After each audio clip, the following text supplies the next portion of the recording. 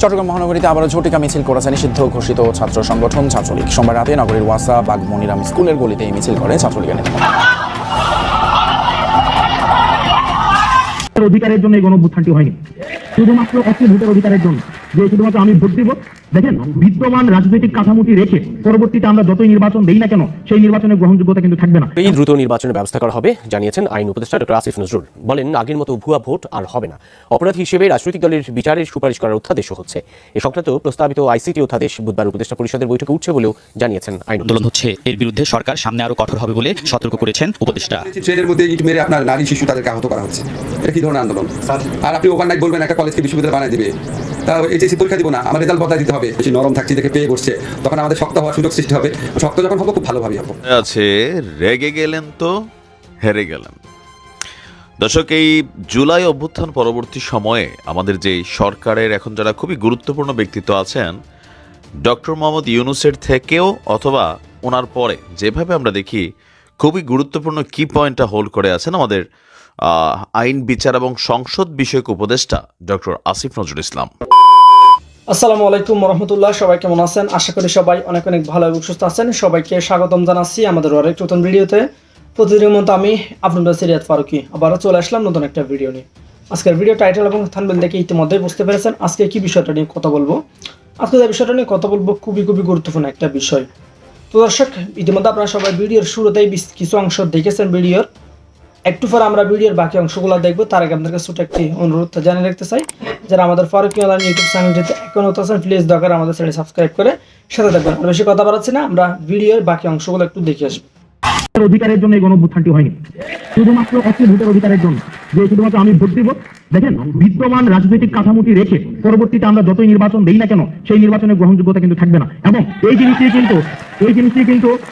জিনিসটি কিন্তু এটা আমার কথা না, এটি আমার কথা না। এই কথাগুলো ফেসিবাদ বিরোধী আন্দোলনে যারা ছিল তার তৎকালীন সময় একটা উল্লেখযোগ্য ভূমিকা পালন করেছে বিএনপি কিন্তু গত 16 বছর ধরে এই কথাগুলি বলে আসছে যে বিদ্যমান সংবিধান রেখে, বিদ্যমান হচ্ছে নির্বাচন কাঠামো রেখে, বিদ্যমান হচ্ছে যে প্রশাসন রেখে আমাদের কখনোই যে নির্বাচনটি হবে সেই নির্বাচনটি কখনোই পার্টিসিপেটরি কোনো ইলেকশন হবে না। সুতরাং এটির জন্য আমাদের রাষ্ট্র কাঠামোর একটা ব্যাপক ধরনের পরিবর্তন প্রয়োজন। সেই জায়গা থেকে আমরা কিন্তু বারবার একটি কথা বলছি যে আমাদের কনস্টিটিউশনাল রিফরমেশন প্রয়োজন এবং অ্যাডমিনিস্ট্রেটিভ, যেটাকে বলছিলেন স্টেট অ্যাপারেটাসের একটা পূর্ণাঙ্গ ধরনের একটা পরিবর্তন প্রয়োজন। দেখেন, আমরা যারা নির্বাচিত সরকার, আমরা নির্বাচিত সরকারের প্রতি আমাদের আস্থা আছে, কিন্তু আমরা প্রতারিত হয়েছি ইতিহাসের প্রতিটি পর্যায়ে। আমরা যখন 91-তে 3 দফার ভিত্তিতে যে অভ্যুত্থানটি হয়েছিল সেটি পরবর্তীতে কতটা মানুষের আকাঙ্ক্ষার প্রতিফলন ঘটাতে পেরেছিল সেটা আজকে প্রশ্ন রাখতে চাই। দ্বিতীয়ত, 71 পরবর্তী স্যার এখানে বসে আছেন, আমরা দেখেছি 71 পরবর্তী সময়ের কিছুদিন পরে আমরা প্রতারিত হয়েছি। 24 পরবর্তী সময়ে আমরা দেখেন আমাদের যারা সিনিয়র রয়েছেন, যারা রাজনীতি করছেন এত বছর ধরে, আমরা আপনাদের ক্ষতটাকে আমরা মনে করে দিতে চাই। আপনারা ন্যূনতম কথা পর্যন্ত বলতে পারেননি, আপনাদের ন্যূনতম কথা বলার অধিকার পর্যন্ত ছিল না। আপনাদের দলের যিনি নেত্রী, উনার ন্যূনতম চিকিৎসাটির অধিকার পর্যন্ত ছিল না, তাকে বন্দী করে রাখা হয়েছে। আমরা বলছি না আমরা রাজনৈতিক দলগুলো থেকে আমরা এমন না যে আমরা এমন কোনো বক্তব্য দিচ্ছি যেটা রাজনৈতিক দলগুলোর সাথে কনফ্লিক্টিং হচ্ছে, বিষয়টি এমন না। আমরা চাচ্ছি যে বেসিক যেই সংস্কারগুলো ছিল এই বেসিক সংস্কারগুলো আগে সম্পন্ন হবে এবং সেটি হচ্ছে আমাদের গ্রহণযোগ্য নির্বাচনের দিকে নিয়ে যাবে। বিষয়টি এমন না যে সংস্কার হলে নির্বাচন সম্ভব না, আবার নির্বাচন হলে সংস্কার সম্ভব না। নির্বাচন এবং সংস্কার এই দুটি সাইমultaneously চলবে। তবে রাজনৈতিক দলগুলো বিগত এত বছর ধরে যে সংস্কারগুলো মানুষকে দিতে পারেনি সেই জিনিসগুলো আমরা চাচ্ছি অন্তর্বর্তীকালীন সরকারের মধ্য দিয়ে হোক। ভাইয়ের একটা কথার সাথে আমি পোলাইটলি ডিসএগ্রি করবো, শুধুমাত্র যে নির্বাচিত সরকারের মধ্য দিয়েই জনগণের সেটি হয়, সেটি আমরা গত বছর আওয়ামী লীগ কিন্তু বারবার বলছে আমরা নির্বাচিত সরকারের মধ্য দিয়ে এসেছি, আমাদের ম্যান্ডেট আছে এবং তারা দায়িত্বটা করেছে কনস্টিটিউশন নিয়ে তাদের মন মতো করে তারা সেটিকে সাজিয়ে গুছিয়ে দায়িত্বটা করেছে। দেখেন, এই সরকারের তাহলে ম্যান্ডেট কি? এই সরকারের ম্যান্ডেট হচ্ছে গণঅভ্যুত্থান। এই গণঅভ্যুত্থান দিয়ে এই সরকার ম্যান্ডেট করেছে এবং আমরা চাই যাতে করে বিএনপি যারা এত বছর ধরে নির্যাতিত হয়েছে, জামাতকে ডিহিউম্যানাইজ করা হয়েছে, অন্যান্য যারা ফেসিবাদ বিরোধী যে রাজনৈতিক দলগুলো রয়েছে, তারা যখন নির্বাচনের মধ্য দিয়ে তারা যখন আবার ক্ষমতায় আসবে, তাদের জন্য আর ফেসিবাদী কোনো ধরনের শক্তি হয়ে না উঠতে হয় এবং আবার যেন ফেসিবাদের কবলে না পড়তে হয়, সেটির কাজই হচ্ছে অন্তর্বর্তীকালীন সরকার করবে। এই দ্রুত নির্বাচনের ব্যবস্থা করা হবে জানিয়েছেন আইন উপদেষ্টা ডক্টর আসিফ নজরুল। বলেন, আগের মতো ভুয়া ভোট আর হবে না। অপরাধ হিসেবে রাজনৈতিক দলের বিচারের সুপারিশ করার অধ্যাদেশও হচ্ছে। এ সংক্রান্ত প্রস্তাবিত আইসিটি অধ্যাদেশ বুধবার উপদেষ্টা পরিষদের বৈঠকে উঠছে বলেও জানিয়েছেন আইন উপদেষ্টা। মামলা বাণিজ্য বন্ধে সরকারের কঠোর অবস্থান জানিয়ে উপদেষ্টা বলেন, অযৌক্তিক দাবিতে আন্দোলনের নামে হয়রানির বিপক্ষে সরকার। অন্তর্বর্তী সরকারের আইন উপদেষ্টা হিসেবে দায়িত্ব নেওয়ার পর 100 দিনে কি করেছেন এর কৈফিয়ত দিতেই ব্রিফিং ডক্টর আসিফ নজরুলের। বলেন, 13 অধ্যাদেশ জারি, প্রায় 5000-এর মতো আইন কর্মকর্তা, বিচারক নিয়োগ, মিথ্যা ও হয়রানিমূলক মামলা প্রত্যাহারে দিনে 12 ঘন্টা করে কাজ করেছেন। তবে এই জন্য নিজেকে 10-এর মধ্যে মাত্র 4 নম্বর দিতে চান আইন উপদেষ্টা। প্রতিদিন এভারেজ অন্তত 12 ঘন্টা কাজ করেছি। কোনো অন্যায় করি নাই। অপরাধী হিসেবে রাজনৈতিক দলের বিচারে আন্তর্জাতিক অপরাধ ট্রাইব্যুনাল আইসিটি আইন সংশোধন করে অধ্যাদেশ জারি করা হচ্ছে। আইন উপদেষ্টা জানান, বুধবার উপদেষ্টা পরিষদের বৈঠকে অধ্যাদেশ পাশ হলে রাজনৈতিক দলের বিচারে সুপারিশ করতে পারবে ট্রাইব্যুনাল। আদালতকে সেভাবে সরাসরি ক্ষমতা দেওয়া হয়নি। বলা হয়েছে আদালত যদি মনে করে, আদালতের সেই অথরিটি থাকবে, আদালত যদি মনে করে তাহলে প্রয়োজনীয় ব্যবস্থা, শাস্তিমূলক ব্যবস্থা গ্রহণ করার জন্য তারা সুপারিশ করতে পারবে, কনসার্ন অথরিটির কাছে সুপারিশ করবে। স্বরাষ্ট্র মন্ত্রণালয় আছে, তারপর আপনার ধরেন আমাদের পলিটিক্যাল পার্টি অর্ডিন্যান্স আছে, নির্বাচন কমিশন আছে। আগামীকাল উপদেষ্টা পরিষদের মিটিংয়ে সেই অ্যামেন্ডমেন্টটা তোলা হবে। উপদেষ্টা পরিষদ গ্রহণ করলে সম্ভবত বৃহস্পতিবারের মধ্যে এটা আইনে পরিণত হবে। উপদেষ্টা বলেন, বিভিন্ন জায়গায় মামলা বাণিজ্য হচ্ছে, এর বিরুদ্ধে কঠোর ব্যবস্থা নেবে সরকার। যারা হয়রানিমূলক মামলা করছেন, মিথ্যা মামলা করছেন এবং বাণিজ্যমূলক মামলা করছেন, কাউকে কাউকে ছেড়ে দেওয়া হচ্ছে যে টাকা না দিলে মামলা করা হবে। আপনারা কিছু মনে রাখেন, আমি যদি এই মন্ত্রণালয়ে থাকি, আপনাদের কিভাবে শাস্তি দেওয়া যায় সেটার আইন আমি খুঁজে বের করবো। যৌক্তিক দাবি ছাড়াই রাস্তা অবরোধ করে আন্দোলন হচ্ছে, এর বিরুদ্ধে সরকার সামনে আরো কঠোর হবে বলে সতর্ক করেছেন উপদেষ্টা। ট্রেনের মধ্যে ইট মেরে আপনার নারী শিশু তাদেরকে আহত করা হচ্ছে, এটা কি ধরনের আন্দোলন? আর আপনি ওভারনাইট বলবেন একটা কলেজকে বিশ্ববিদ্যালয় বানায় দিবে, তা এইচএসসি পরীক্ষা দিব না, আমার রেজাল্ট বদলাই দিতে হবে। বেশি নরম থাকছি দেখে পেয়ে বসছে, তখন আমাদের শক্ত হওয়ার সুযোগ সৃষ্টি হবে। শক্ত যখন হবো, খুব ভালোভাবে হবো। ভারতের সাথে বন্দি বিনিময় চুক্তি থাকলেও শেখ হাসিনা যেন অন্য দেশে চলে না যায়, এজন্য রেড অ্যালার্ট জারি করা হয়েছে। ফোন কলে নানা বার্তা দিয়ে শেখ হাসিনা কর্মীদের বিপদে ফেলছে বলেও অভিযোগ উপদেষ্টার। আপনি আপনার বৃহত্তর পরিবারকে নিয়ে কাউকে না জানিয়ে যেভাবে পালিয়ে গেলেন, আর আমাদেরকে প্রতিনিয়ত উস্কান এই বিক্ষোভ করার জন্য, উস্কানিমূলক কাজ করার জন্য, সন্ত্রাসমূলক কাজ করার জন্য, এই ব্যাপারে আপনার নিজের ব্যাখ্যা কি? উনি ওনার ভাগ্নে টাগ্নে তাদেরকে এই সরকার পতনের 2-3 দিন আগে নিরাপদে পাঠিয়ে দিয়েছিলেন কেন? ওনার যারা নেতাকর্মী আছে তাদের উচিত ওনার পার্সোনাল জবাবদিহিতা চাওয়া। নির্বাচন ও সংস্কার প্রসঙ্গে ডক্টর আসিফ নজরুল বলেন, সংস্কার শেষ করে নির্বাচন দিবে সরকার। যৌক্তিক সময়ের বাইরে একদিনও ক্ষমতায় থাকতে চান না তারা। আমরা মোস্ট এসেনশিয়াল কিছু সংস্কার করে যত দ্রুত সম্ভব নির্বাচন দেবো। আমরা খালি জাস্ট এই জিনিসটা চাই না যে আপনার আগের মতো কোনো ভুয়া নির্বাচন হোক। অন্তর্বর্তীকালীন সরকারে যারা আছেন ওনাদের অধিকাংশই যত তাড়াতাড়ি সম্ভব নিজের পেশায় ফিরে যাওয়ার জন্য আগ্রহী। জুলাই গণহত্যায় 1 জুলাই থেকে 5 আগস্ট পর্যন্ত সকল ফৌজদারি মামলা প্রত্যাহার করেছে আইন মন্ত্রণালয়। বাতিল হচ্ছে সাইবার নিরাপত্তা আইনের মত প্রকাশের স্বাধীনতার মামলাও। আলমগীর স্বপন, যমুনা নিউজ, ঢাকা। কথায় আছে, রেগে গেলেন তো হেরে গেলেন। দর্শক, এই জুলাই অভ্যুত্থান পরবর্তী সময়ে আমাদের যে সরকারের এখন যারা খুবই গুরুত্বপূর্ণ ব্যক্তিত্ব আছেন, ডক্টর মোহাম্মদ ইউনূসের থেকেও অথবা ওনার পরে যেভাবে আমরা দেখি খুবই গুরুত্বপূর্ণ কি পয়েন্টটা হোল্ড করে আছেন আমাদের আইন, বিচার এবং সংসদ বিষয়ক উপদেষ্টা ডক্টর আসিফ নজরুল ইসলাম। এই মুহূর্তে ওনার যে অবস্থানটা, মানে মাইন্ডকার চিপা টাইপ একটা অবস্থান আমার কাছে ফিল হচ্ছে। কারণ না ওনাকে আওয়ামী লীগ পছন্দ করছে, নানান ধরনের হুমকি ধামকি দিচ্ছে, আবার বিএনপি পন্থী যারা আছেন তারাও কিন্তু আসিফ নজরুলকে পছন্দ করছেন। এবং অনলাইন যারা কিং আছেন তারা তো ভাই ওনারে প্রতিদিনই সার্ফ এক্সেল দিয়া 3 বার ওয়াশ করে। তো এর মাঝখানে আজকে তিনি যে বক্তব্য দিয়েছেন, এটা হচ্ছে আমার কাছে মনে হচ্ছে যে তিনি তার মেজাজ হারিয়ে ফেলেছেন।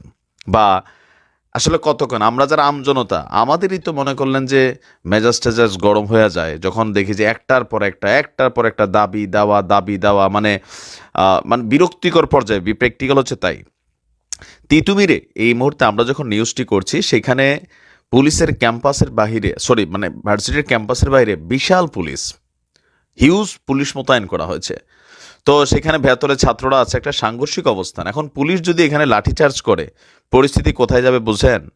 এরা এমনিই বলে দিচ্ছে এই যে সমন্বয়কদের মধ্যে একটা বড় বিভাজন হয়ে গেছে, এটা হচ্ছে একদম স্পষ্ট প্রমাণ। কারণ আসিফ এবং নাহিদের সাথে 2 দফা না 1 দফা বৈঠক করেছে, কিন্তু আসলে তিতুমিরের পোলাপাইন এগুলা মানে না। এখন আজকে আসিফ নজরুল ইসলাম তিনি আপনারা বলছেন যে আমরা খুবই প্রয়োজনীয় কিছু সংস্কার করব। তো তার বক্তব্য হচ্ছে যে কেউ ভিন্নমত পোষণ করতে পারে, কিন্তু এভাবে রাস্তা বন্ধ করে দেওয়া, সাধারণ মানুষকে ভোগান্তির মধ্যে ফেলা, মানুষকে জিম্মি করা, অসহনীয় ট্রাফিক জ্যাম সৃষ্টি করা, আন্দোলনকারীরা এসব জিনিস যদি অব্যাহত রাখে, আমি মনে করি সাধারণ মানুষের পক্ষ থেকে প্রতিরোধ গড়ে তোলা উচিত। তা আপনি কারে লাগাই দিচ্ছেন স্যার? মানে সাধারণ মানুষরা প্রতিবাদ কার সাথে করবে? যে শিক্ষার্থীদের সাথে? তাহলে ছাত্র জনতার এই আন্দোলন, এটা তো একে অন্যের সাথে মারামারিতে যুক্ত হয়ে যাবে। তো ওনার এই বক্তব্যটা আমরাও মনে করি, আপনি আন্দোলন করবেন কিন্তু সাধারণ মানুষকে আপনি জিম্মি করতে পারেন না। কালকে ট্রেনে ইট মেরে নারী শিশুকে আপনি এখানে আহত করা হয়েছে, এটা কী ধরনের আন্দোলন? এরকম আন্দোলনগুলা আসলে হইতো। তো আওয়ামী লীগ সরকার একটা সময় পর্যন্ত এসা টেকনিক্যালি একটা কাজ করছে, পুলিশে একটা লাইসেন্স দিয়ে দিছে যে আমি রাস্তাঘাট ক্লিয়ার চাই, এখানে কোনো আন্দোলন, কোনো অবস্থান আমি দেখতে চাই না। আপনি দেখেন আওয়ামী লীগের শাসনের শেষ অংশে তো এই কাজটা করতে গিয়ে পুলিশ অপ্রতিরোধ হয়েছিল। তারাও তাদের পাওয়ারটার মাঝামাঝি গুলি, টিয়ার শেল, রাইফেল, মানে তাদের যতটুকু দরকার ছিল, বাট শেখ হাসিনার কাছে নোটিশ যাইতো that the road is clear. এটা কিন্তু লাস্টের কয়েকটা মাস বা বছর ধরে ছিল। তো তিনি বলছেন যে আপনি রাতারাতি কলেজকে বিশ্ববিদ্যালয় বানিয়ে দিতে বলবেন, আপনি বলবেন এইচএসসি পরীক্ষা দেব না, আমার পরীক্ষার রেজাল্ট বদলে দিতে হবে, আবার একটু কঠোর পদক্ষেপ নিলে সমালোচনা করবেন। আমার ধারণা এই ধরনের হয়রানিমূলক, জিম্মিমূলক আন্দোলনের বিপক্ষে সাধারণ জনমত অত্যন্ত শক্তিশালী হচ্ছে। আমরা ঠিক এই কথাগুলোই বলছি যে এই যে আন্দোলন আন্দোলন আন্দোলন, স্বাধীনতা আছে ঠিক আছে, কিন্তু এই স্বাধীনতার আন্দোলন কোনটা? মব জাস্টিসে চলে যাচ্ছে। এই যে মানে এসএসসি এইচএসসি পরীক্ষার পোলাপাইনগুলো সচিবালয়ে ঢুকে গেল, ওইখান থেকে খেলানি খাইলো। আপনি দেখেন সকল কিছুর মধ্যে এত অতিরঞ্জিত কোনো কিছু, এটা আসলে ভালো না। কিন্তু এটা কন্ট্রোল করার দায়িত্ব তো হচ্ছে সরকারের। এটা কে কন্ট্রোল করবে? আমাদের আইনশৃঙ্খলা বাহিনী আছে। এখন আইনশৃঙ্খলা বাহিনীকে কেন এই নির্দেশনা দেওয়া যাচ্ছে না যে ক্লিয়ার করো? বিকজ এই জিনিসগুলোর জন্যই পুলিশের উপরে মানুষের ক্ষোভ ছিল। আবার এখন যদি পুলিশ লাঠিচার্জ করে, কোন সমন্বয়ক আবার কোন দিক দিয়ে ডাক দিয়া যে পুলিশের বিরুদ্ধে আন্দোলন করতে হবে এরকম ডাক দিয়ে ফেলে। তো পুলিশ তো আমাদের ওই পুলিশগুলোই আছে, এমন না যে নতুন পুলিশ এসে তারা ভয় পায়, নতুন বোঝে না, সবই বোঝে। জাস্ট তারা মনে করে যে আমাদের এই ভেজালের দরকার নাই। এখন আসিফ স্যার যে বক্তব্যটা দিচ্ছেন, এই বক্তব্যটা একটা বিরক্তির পর্যায় থেকে দিচ্ছেন 100%, কিন্তু এই বক্তব্যটা জনগণ প্রতিহত করবে বা জনগণ প্রতিরোধ গড়ে তুলবে, তাহলে তো তারা আবার সাংঘর্ষিক। আবার এই যে সরকারটা, এটার নিয়োগকর্তা হচ্ছে ছাত্ররা, ডক্টর ইউনূস যেমন বলছিলেন। তো সেই নিয়োগকর্তাদের উপরে এখন আস্তে আস্তে বিরক্তি জায়গাটা চলে আসছে। আমিও মনে করি যে এই আন্দোলনগুলোকে সুনির্দিষ্ট একটা কাঠামোতে নিয়ে আসা উচিত। এখন পোলাপাইনকে আমরা শিক্ষা গেছি, আমরা বুঝে গেছি রাজপথে নামা ছাড়া কোনো কিছু আন্দোলন দাবি দেওয়া আদায় হয় না। আমরা দেখছি এই জায়গা থেকে কিন্তু ছেলেরা সবাই রাজপথে। এখন আপনি পুলিশের আজকে লাঠিচার্জ করান, দেখেন পরিণতি কোন দিকে যায়। দ্য পাওয়ার অফ স্টুডেন্ট এটা কি আকার ধারণ করে। আবার দেখেন যে আহত ছাত্রদের মধ্যে যেমন একটা আন্দোলন হইলো, আবার এটার একটা ট্যাগ লাগাই দেওয়া হলো যে আহত লীগ। নাহিদ এবং সার্জিস এবং হাসনাতরা বলছে এরকম কথাবার্তা, হয়তো 2-4টা থাকতেও পারে, কিন্তু এর মধ্যে তো প্রকৃতপক্ষে অরিজিনালি আহত আবার আছে। তো এদেরকেও কিন্তু একটা আহত লীগ ট্যাগ দেওয়া হচ্ছে। তো সকল কিছু মিলিয়ে হাতে গোনা কয়েকজন সমন্বয়ক ছাড়া বাকিরা কিন্তু আস্তে আস্তে এই যে ক্ষমতা, পদ, পদবি এগুলা দেখতেছে, বাকিদের অবস্থান জেলাসি হচ্ছে, নিজেরা সেই জায়গাগুলো চাচ্ছে। আবার এই যে কলেজগুলো নিয়ে যে দাবি দেওয়া উঠছে, তো কলেজের স্টুডেন্টরাই তো ঢাকার এই কয়েকটা কলেজে তো মেইনলি লিড করছিল, এখন এরা সবাই বিভক্ত। কোন দিকে যাচ্ছে আসলে? ভালো থাকুন, আসসালামু আলাইকুম।